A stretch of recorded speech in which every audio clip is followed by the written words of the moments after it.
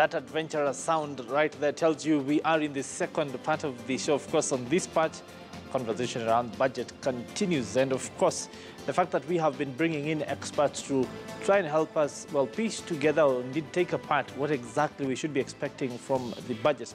Well, my colleague Begina had the chance to sit down with an expert from PricewaterhouseCoopers, and the conversation was around exactly what we need to look out for, especially when it comes to the Big Four agenda that the president had outlined. This is that conversation.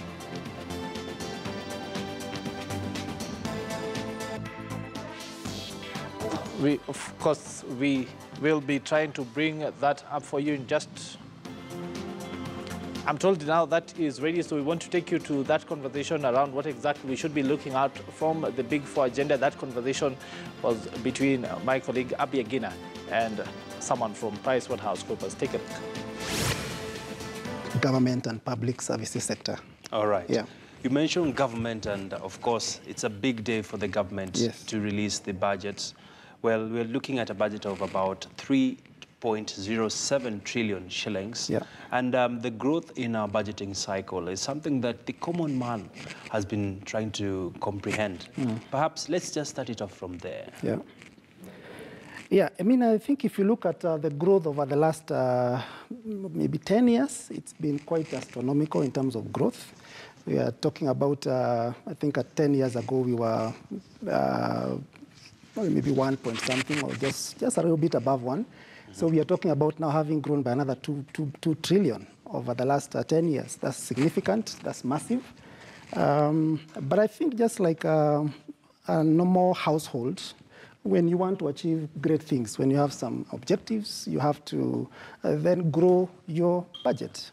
How you grow it is something else, but at least you need to always grow, because you cannot keep on spending the same amount of money and not wanting to achieve some great transformational kind of agenda. That's true. So budgeting is also driven by the desires of the nation, the desires of the policymakers, to ensure that there is a benefit to the citizenry. All right.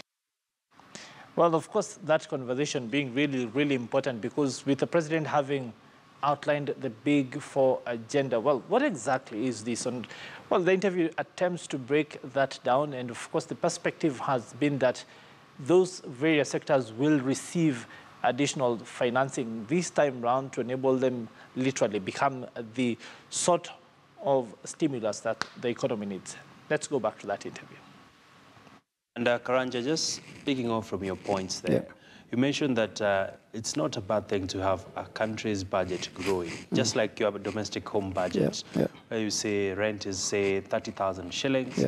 Now we're seeing our budget as a country is 3 trillion shillings. And looking at President Kenyatta's Big Four agenda, we are seeing specific sectors that he will be targeting. We have manufacturing, agriculture, healthcare, and affordable housing. And from what we gather so far from the budget, we are seeing a huge allocation going towards transport and infrastructure, and to some extent security. And we're not seeing all the Big Four projects being properly aligned to the budget. Perhaps from where you sit at PwC, what are your expectations around this? Yeah, we are expecting that the Big Four will indeed be Big Four, because you cannot just talk about Big Four and not allocate finances to the Big Four. Otherwise, it will just be a theoretical Big Four. And so we are waiting to see the details, because definitely he has identified 4 key pillars. Yes. But I think it's also good to realize that it's not just a one-year agenda. I think it's an agenda for the next 5 years. So do you start small, then you grow it in the second year, the third year, the fourth year? Or do you start on a big bang kind of an approach? Yes. So I believe that there is some thought process that are going on. And then you remember that achieving universal health care, achieving food security and all that can't just happen in vacuum. And so there have to be those enabling environment. There has to be infrastructure. There has to be technology. There has to be energy. Because for you to get all those things moving, you cannot just put all the money in health. Otherwise, you may not be able to achieve. A skewed budget. So I believe, and you remember, it's not a new government. Yes. It's a government that was already coming from somewhere. So they have to finish the projects that they had already started. So SGR, for instance, is in progress. So you cannot just say that now, because I'm now looking at the big four, I will forget about transport and infrastructure. Energy was already a big thing, and so therefore you don't expect them to stop. But I think what we expect to see is what are they projecting. Okay, this year you may not start as big as people are expecting, but where do we see you going between this year, next year, and maybe the following 2 years? All right. Yeah. And Karanja, you follow a lot of public sector spending by actually being an authority in that line. Yeah. And looking at this year's budget, like I mentioned, we are seeing a huge allocation going towards infrastructure in the region of over 50 billion shillings. We're also seeing the areas of security taking a huge chunk of this year's budget. And what are some of the specific areas that we should expect a more of a changed approach in towards funding public sector spending? And also, if you could comment on how do we ensure we strike a balance where all sectors are sort of catered for, just like the analogy you gave us of your home budget.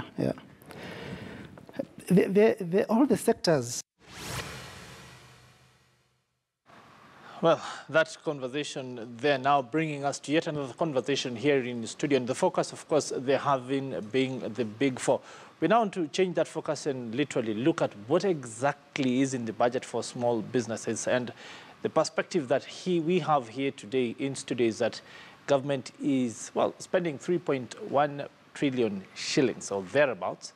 So what does that mean for you? And I want to bring in my guest, Jeff Njaomwe. Karibu sana. Asante sana. So as we were talking just now, the fact that government has 3-something trillion shillings to spend, huge amount. What does this mean to a small business, essentially? Many people are disconnected from the big amounts of monies that are announced as the budgets to what it means to them. At a personal level. At a personal level as you're running your small business. And one of the things that I always say when I'm having conversation with entrepreneurs is that government is the biggest spender. Yes. Every time we ask ourselves, who is my customer? Who is my customer? Who is my customer? Government is the guy with the biggest pocket. So the government is your customer. Yes, government is your customer. So you need to always, I want to bring this conversation of budget from the point of view of what are the benefits of that budget to you as a businessman out there. So what can I sell the government? What can I sell the government? Yes. That is actually what every businessman out there ought to be asking themselves. What can I sell the government? And what you sell the government, Peter, is in 4 categories. Yes. First, goods. Yes. Second, services. Third, consultancy. Yes. 4, works. And I'll break each of these down. Yes. Goods is your normal, typical goods. You know, your stationery, your equipment. So you can supply tissue paper or tissue paper or in some cases air. Oh, well, I want to avoid that part of the conversation unless that air is nitrogen and it's badly needed. So literally tangible goods. Tangible goods, goods that are needed for government. Yes. As we know, government budgets have 2 major categories. There is what we call recurrent expenditure and development expenditure. Yes. Many a times you find that the goods will be a lot on the recurrent expenditure. What we need, what the government needs on a daily basis to run. Yes. You know, vehicles need fuel. So every of these spaces needs maybe stationary. Yes, but even in development, you might supply the rocks that then build a road or a building and that sort of thing. Yes. Now, that's on the good side. The second bit comes to services. Government is the biggest spender, as we said. A few weeks ago, we saw fuel being moved from Turkana all the way to Mombasa. Yes. You might be the person who does the transport. Services are things like transport, leasing, insurance, banking services. And just to break that down, because people might be saying, those are huge contracts up there. Now, all those drivers spent the night somewhere in Turkana. Exactly. They had to eat. Exactly. You could be the person who supplied the cabbage or tomato that they used to make their food. So it's either directly or indirectly. Directly is the person who gets the award, the tender, but indirectly is what other people who supply this person who got the tender. So, and government business happens from the largest perspective to the smallest. Yes. You can win a tender worth hundreds of millions, or you can win just a tender of a couple 100,000. Or be the person who plugs into a tender because you're supplying security overnight as a watchman. Exactly. Yes. So that means there's 3.1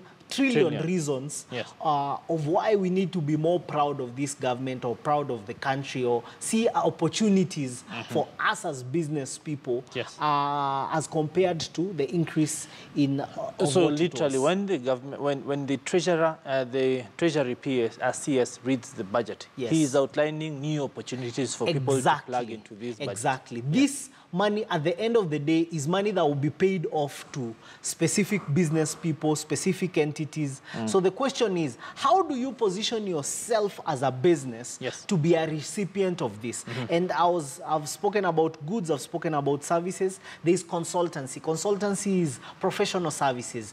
Your architects, there'll be government buildings being done. Accountancy, there'll be audits, because Auditor General does not do all the audits. There's surveys with different people who are surveyors. HR services, consultancy services, different kind of consultancy services. Then the last piece of business is works, and that's usually the big chunk. And that's what the development budget mostly comes in the development. That's your roads, your bridges, your construction of government buildings. And remember, government is the guy who spends the most. And to plug in here, part of the conversation we've had here today is the TVET conversation, technical and vocational skills. A lot of these works will demand and consume a lot of the skills that we have talked about here today. So you find like TVET institutions become enablers of this. As we think about the big four, especially the component of housing, the 500,000 houses that the government intends to do. There'll be labor that is required. And the TVET becomes now the entity that brings in or cleans up the people out there and chucks them to the market. And manufacturing the goods as well. Manufacturing of goods and services. Actually, there's already a big focus away from the normal university education to focus of TVETs. There's been a big argument on universities train managers. And we have so many managers, but no people to work. Let me cut you short right there, because we will be out of time soon. So we've spoken broadly about what the opportunities are, and we'll use an entire show at a later date to expound on these opportunities. Let's talk about what most people would consider the downside. You have to pay taxes. You have to pay taxes. You have to finance this budget. Let's talk about the taxation bit. Government business is heavily financed by taxes. There are a couple of taxes for businesses. The first guy is called VAT. That's the bad guy. Monster. That's the monster. And I will look for a moment, maybe one of these weeks, we talk about VAT. VAT has a broad base. That means everyone is affected by VAT. You can't dodge VAT. There is corporate tax, which for the longest time has been 30% for local businesses. We wait to see tomorrow if the Finance Act will have increase or decrease. I doubt that there'll be a decrease. Suggested 35%. Exactly, in corporate tax. The third is custom duty. Custom duty is what you pay when you import. It is extremely high, and remember that you pay custom duty and also VAT is loaded on what you have already paid. That's the third kind of tax. The other kind of tax is excise duty for the guys who are manufacturing local products. So there'll be a downside of it. Then we might see, I don't know if they'll make propositions on payroll taxes. That's your personal income tax. That's for people who are employed. Because all business people are the ones who employ these guys. So if there's an increase in tax, you'll find that you're paying someone X amount of money, but they're complaining, hey, that money is not coming to me. So if there's an increase in tax, you'll find in personal tax, you'll find that your employees will be demanding a bit more to cushion them from whatever tax. So that's the downside of the 3.1 trillion. I think our final question for the day, the fact that even as you deal with so many small businesses out there, a lot of them tend to be in the grey economy, are not formal, haven't registered for tax. How would you suggest to government to be able to reach out to these businesses in a sustainable way that is not punitive, but also facilitates the paying of tax in a way that then becomes sustainable going forward? The conversation here is about broadening the tax base to the common wananchi, to the guy who runs his juakali, runs his small business. Make it enticing for him. Don't give him waivers on penalties because he's been operating off book for the last 7, 10, 15 years. So the first thing you tell him is not that you've been away, so we will start today. Give him a waiver on the past so that he can start fresh from today. Then create modalities in which he can be able to pay them slowly as opposed to having heavy amounts of taxes. And that's part of what the transport sector has done. They've tried to ensure that taxes are paid not gradually at the end, but they are paid gradually over time. So those are some of the ways. How do you incentivize, finally, paying of tax, especially in a place where there's so much noise about wastage, pilferage, and excess in the economy in regard to those taxes? How then do you go to someone who's struggling every day and tell them you have to pay in this tax? First, educate this person. Let me give you an example. People only talk about what you pay in VAT, but you don't talk about what is refunded by VAT. Because VAT, for example, has two sides. There is output tax and there is input tax. Input tax is refundable, but 90% of the people who are doing business out there have no idea of what is there. Another example, we only pay tax on profit. And you can actually claim back on what you have, on losses that you have made. But you have to be compliant to do that. So among the ways that I think Revenue Authority can be able to do is have modalities of training people without conditions. The challenge is when they call people for training, there's a revenue officer there. So you're even scared of going because you're scared when you show up, they'll take your number and your PIN number. And, then tomorrow you'll have a recoveries guy coming to. So unconditional training and support for business people. Well, it's just about 14 hours to go to the budget, more or less. So we will be looking out whether some of those suggestions are taken up. But thank you very much for your time, sir. Always a pleasure, always a pleasure. Well, on that, well, not punitive and taxing note is where we want to bring it to a close today on KTN, well, business for the day. Up next in just a few minutes is Be Your KTN from the Swahili desk. We will, of course, be back early tomorrow to bring you up to speed on the budget. And, of course, the fact that the World Cup also does start tomorrow in Russia, and we are heavily invested in that as well. We will be balancing a ball in one hand and the briefcase in the other. From us, it is Kwaheri ya kuonana.